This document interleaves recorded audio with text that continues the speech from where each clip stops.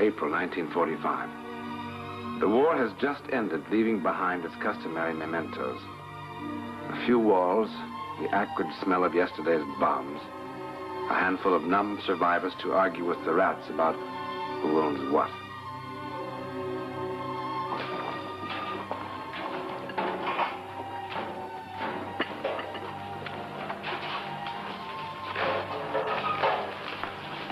This was once the palace of a noble family. What's left of the palace has been requisitioned by a relief organization to house the refugees from the Nazi concentration camps, whose appalling doors have finally opened. In this house occurred a miracle, a moment many steps beyond logic, a moment that even in the darkness of war somehow allows man to continue to believe in himself. The miracle occurred here.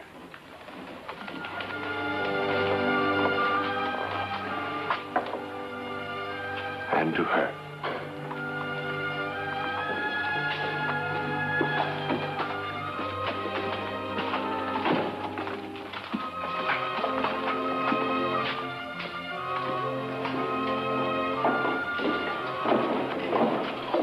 It's all right. There are soldiers.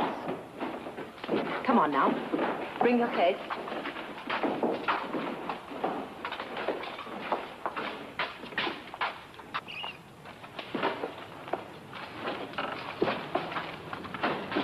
Samuel. Samuel. We have our first lady. This is Ruth. In a few days' time, the place will be filled with women. Gabble, gabble, gabble. Take the place as far from that hole as possible. When it starts raining, whoever sleeps under there better be a good swimmer. Is he a soldier, too? No, he's from the concentration camp, like yourself. And why does he have a gun? It's my gun. It's mine. Well, he was with the partisans for many months. Show her the records. I'm sure Ruth believes you.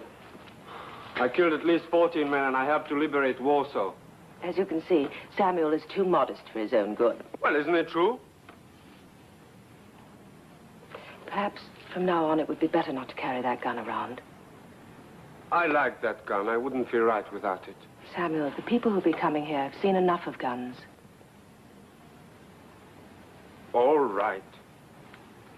Well, I'll go and get the rest of the forms, and meanwhile, Samuel will give you your bedding.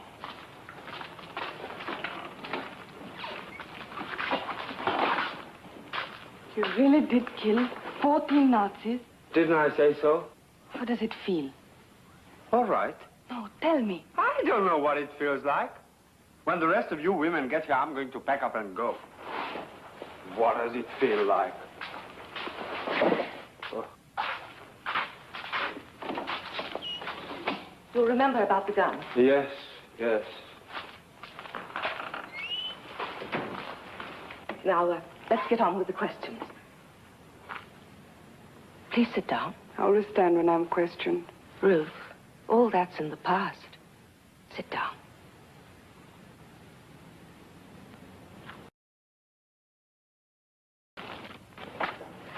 Now, how old are you?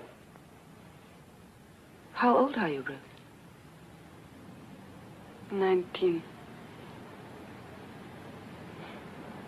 I look terrible, don't I? Like an old woman. Nonsense. Tante Sarah said it was an absolute rule of life, that if you weren't married by the time you were 20, you were doomed to be a spinster. When is your birthday? August 9th. August the 9th, you said. Where were you born? Go away. What? Go away, I will. I don't want any more questions. Well, we'll do it later. When you're feeling a little better. Why must I be with the others? Well, it's better for you not to be by yourself. You won't be so lonely. You can talk about, well, the future, boyfriends, all the giddy things girls talk about. Yes, sir. It was rather a silly thing to say, wasn't it? I don't know how to talk to you or how to act. gave me a long list of do's and don'ts. I mustn't be emotional or show sympathy. How can I not show sympathy looking at you? You break my heart. All I can think of is, how did you live? What kept you alive? My dream kept me alive. I could dream it whenever I wanted to. I didn't have to be asleep. During the morning roll calls, when they made us watch the punishments, or any time. I dreamt I had won a very special lottery. I had 7 numbers exactly right. And the first prize was that for 24 hours I could rule the world, do anything I wanted. Of course, I knew what I wanted. We were in the freight train that took us from our town to the camp for I don't know how many days. I was pressed against the side, and there was a knothole in the wooden board. I could see out. So having won the lottery, I sent for every person that had watched our freight train go by. There was an old, red-faced farmer in a barley field, smoking a pipe, leaning against his fence. Some students at a crossing on bicycles, laughing. One of them threw an apple core at the train in fun. A wedding party at one of the stations. Some workmen at night repairing the train. I remembered every face. I had them all brought before me, pale and stunned, and wondering what was going to happen to them. I told them they were going to die. Some asked me why. I said, for no reason at all, just because you were standing there when the train went by. At first, they thought I was joking. But when they saw I was very serious, and they weren't just having a bad dream, they became panic-stricken. You should have heard them. And when the time came, parents begged me to at least spare their children. But I had won the lottery. So, of course, I said no.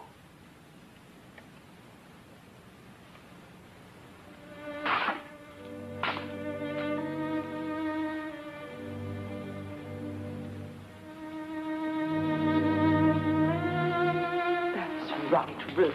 Cry. Why should I cry? You can't hate forever.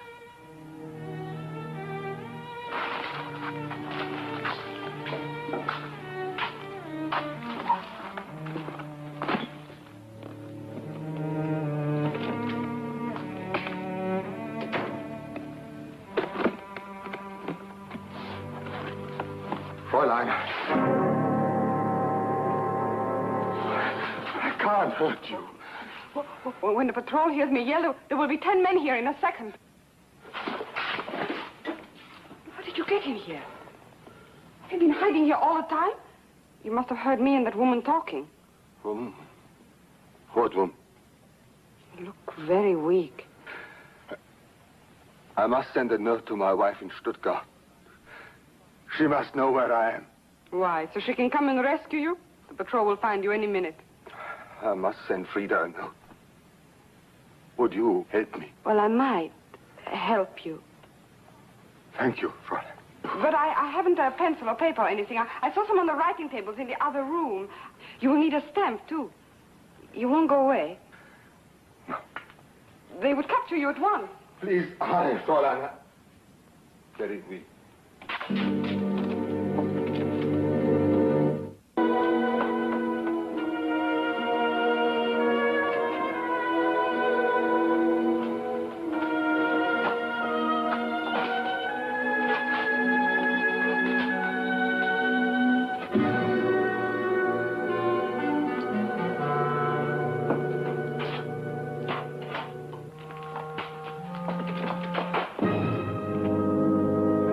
Frightened of guns. There's a German soldier in my room. What are you talking about? I want to kill him. Rubbish. Come on. It's true. It's true. Well, then why don't you turn him over to the patrol? No, I would free him in a few months and hand him back to his wife. Are you sure? Is there really one? I swear.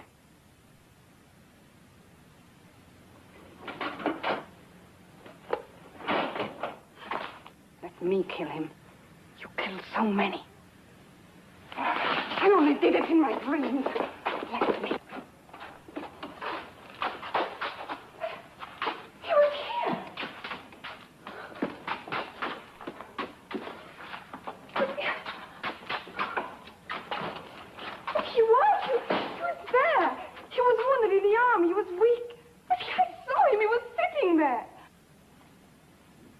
better watch her. She's been behaving terribly strangely. Something must be wrong with her. She tried to steal my gun. When the doctor makes his rounds this afternoon, I'll ask him to talk to her. She's behaved strangely ever since she arrived.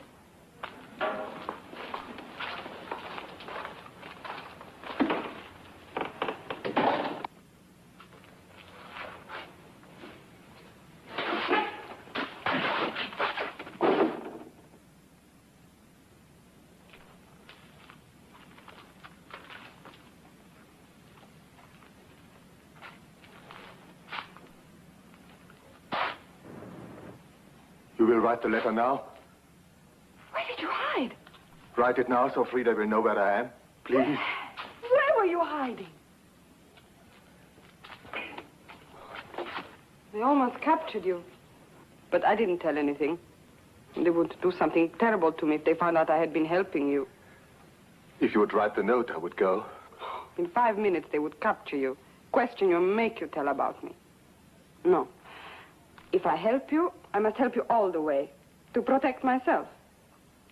Yes, Fräulein. For instance, I couldn't just leave a letter out there. They might see the address and wonder at it. I would have to find a post box. After I've posted it, I must go to the black market to buy you an overcoat or something to put over your uniform. I must be gone for half an hour. I would wait. I will have to make sure that nobody finds you while I'm gone. Then I'd really be in trouble. I will have to lock you in. Yes. Well, let's do it before I change my mind. What do you want me to say? Her name and address is Frida Hessler, 176 Goethestraße, Stuttgart.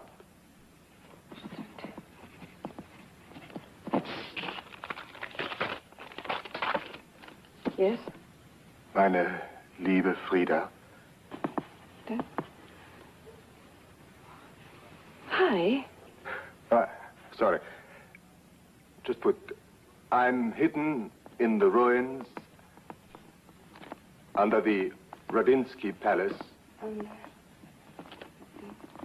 in Warsaw. And put my name, Wilhelm. I should say a word with the children. Oh, we haven't all day. I'm a fool to be doing this. I don't know why I'm doing it. I must be mad. The black market is just on the street. I'll watch you mail that letter. Yes.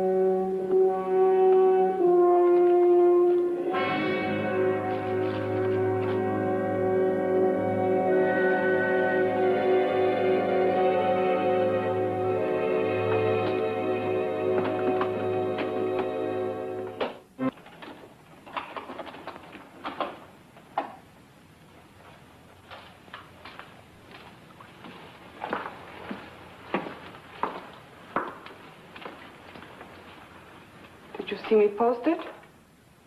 Yes. Your wife should get it in a day or two. Yes. I really should have asked about the children. She'll think I forgot about them. How ridiculous. It's all ridiculous, leaving them like that. You go along watching time pass and the children grow, and then Thursday's mail, there's a document. And the document changes you from a cashier in a furniture store into something entirely different. I sent your blue suit home when you look in the mirror under the sign Pride of the Fatherland, and it's not you at all. You're not even middle-aged anymore. The reflection in the mirror has never listened to music or read Schiller or sat up with the children when they had bronchitis. No machine, a gray machine. So you tell yourself so that when they say do this, do that, turn here, turn there, the machine does each of these things. You don't ask why, because the machine has no voice for asking why. Oh, that's not true.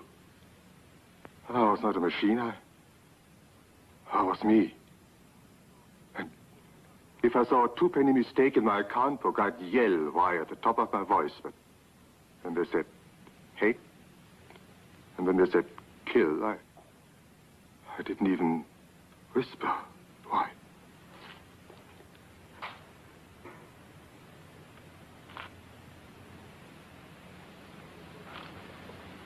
Pull the trigger, Fräulein.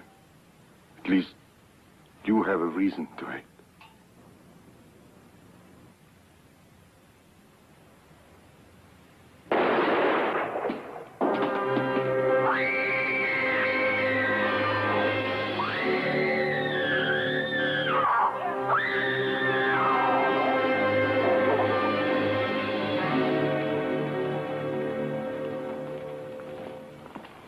Morning.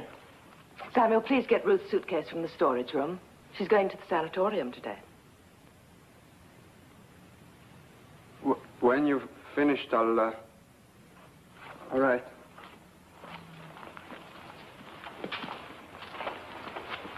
How are you feeling? The same as yesterday, Doctor. Ruth, we are moving you to a proper hospital. Why? Then we'll be able to sort it all out. Sort what all out? But I didn't see him. I did. Where is he? Where is my husband? Where is Wilhelm? I've had this letter. That's the one I wrote. But why did you write it? My husband was reported missing in action 6 years ago. He asked me to. His arm was wounded. He couldn't write. But he says here he's hidden in the ruins. This sewer is right under the main palace.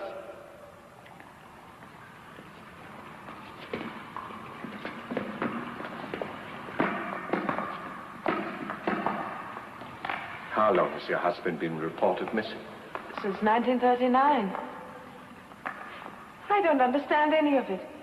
I was planning to remarry, but the authorities said no. Not until death could be proven.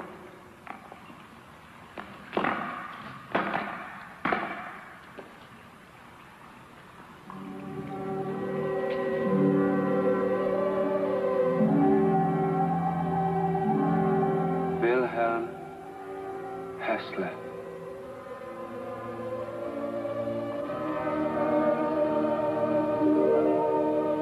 The woman whom we called Ruth is today alive, well, and happily married.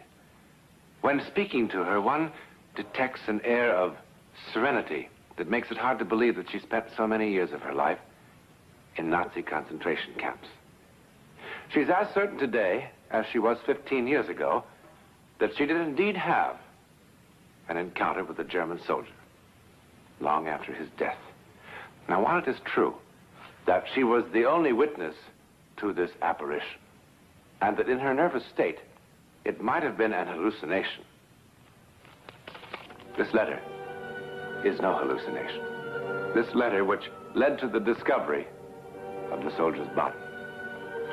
The case we have just dramatized was investigated by William F. Nietzsche, a dedicated student of parapsychology and editor of a respected English journal, the Psychic News.